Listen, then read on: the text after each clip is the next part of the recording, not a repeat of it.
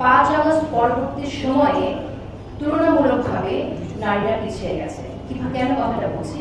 কারণ নারী হিসেবে আমি একজন মানুষ হিসেবে আমরা সবাই কথা বলতে পারছি, ফ্যাসিস্ট রেজিম থেকে বের হয়ে এসে কথা বলতে পারছি, অন্যায়ের বিরুদ্ধে প্রতিবাদ চালিয়ে রাখতে পারছি, সরকারের বিভিন্ন কাজ যেটা আমাদের ভালো লাগছে না বা প্রশ্নের দাবি রাখে সেই সব বিষয়ে দ্বিধাহীনভাবে প্রশ্ন রাখতে পারছি। কিন্তু এর বাইরে একজন নারীর জীবনের দিকে যদি আপনি তাকান, একজন নারী যখন সাংবাদিক বা রাজনৈতিক কর্মী তাদের দিকে যদি আপনি তাকান, তাহলে আমি বলবো যে আমরা তুলনামূলকভাবে পিছিয়ে গেছি। আমি জাতীয় ঐক্যমত্য কমিশন নিয়ে কথা হয়েছে। জাতীয় ঐক্যমত্য কমিশনে কোনো নারী প্রতিনিধি নাই। জুলাই সনদটাকেই আমার কাছে খুবই নারী বিরোধী একটা সনদ মনে হয়, ভীষণ রকম নারী বিরোধী সনদ মনে হয়।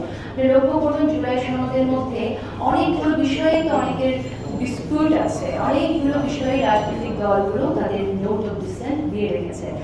কিন্তু তারপরে নোট অফ ডিসেন্ট থাকলেও জাতীয় ঐক্যমত্য কমিশন তাদের পক্ষ থেকে কিছু প্রস্তাবনা ওখানে কিন্তু দিয়েছে।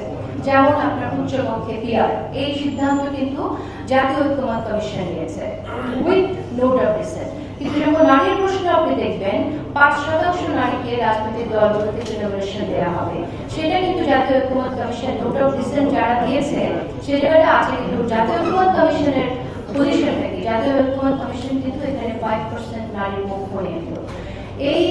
এই জাতীয় ঐক্যমত্য কমিশনে আমি এমনও শুনেছি যে নারীদেরকে বলা হয় মেয়ে লোক মানুষ, রাজনীতিতে সে তারা কি করবে, এরকম কথা আলোচনা হয়েছে। আমি সাংবাদিক হিসেবে একটি কথা বলতে পারি যে নারী হওয়ার কারণে আমি কিন্তু একটু পিছিয়ে আছি। কেন পিছিয়ে আছি জানেন? কারণ আমি সবার সাক্ষাৎকার নিতে পারছি না। এখন যারা নীতি নির্ধারণে ভূমিকা রাখছে, তারা নীতি নির্ধারণে ভূমিকা রাখছে, এত গুরুত্বপূর্ণ ব্যক্তি, কিন্তু তারা একজন নারী হওয়ার জন্য তারা আমার সাক্ষাৎকার দিলেন না। তো আমি পিছিয়ে আছি। একজন পুরুষ কর্মীকে, পুরুষ সাংবাদিককে তাদের সাক্ষাৎকার দিতে কোনো সমস্যা নেই। আমার কাছে এভিডেন্সও আছে যে বলার পরে তারা বলছে তারা আসবেন না, বিকজ নারীকে একদিন তারা সাক্ষাৎকার দেবেন না। তো তাহলে নীতি নির্ধারণের ক্ষেত্রে যাদের ভূমিকা আছে তারা একজন নারী সাংবাদিককে সাক্ষাৎ করে দিতে চান না, নারীরা রাজনীতিতে কেন আসবে সেই বিষয়গুলো যখন কথা বলেন, তখন বুঝতে হবে যে আসলে জুলাই সনদটা পুরো বিষয়টা খুব নারী বিরোধী হয়ে গেছে।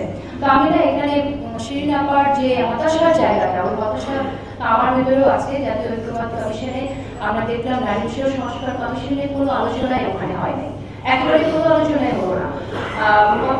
কয়েকজন রাজনৈতিক দল, তারা নেতা, তারা গালি দিয়ে বসলেন, বাজে গালি দিলেন, যে গালি আমরা কেউ মুখে আনতে পারবো না, সেই গালির প্রতিবাদও আমরা দেখলাম না। রাষ্ট্র তাহলে অ্যাজ এ স্টেট, এই সরকার তাহলে কোথাকার পক্ষে অবস্থান নিচ্ছে, স্টেটকে আমরা কি করতে দেখলাম? সরকারকে এটার প্রতিবাদ করা উচিত ছিল, নারীদের পক্ষে অবস্থান নেওয়া উচিত ছিল।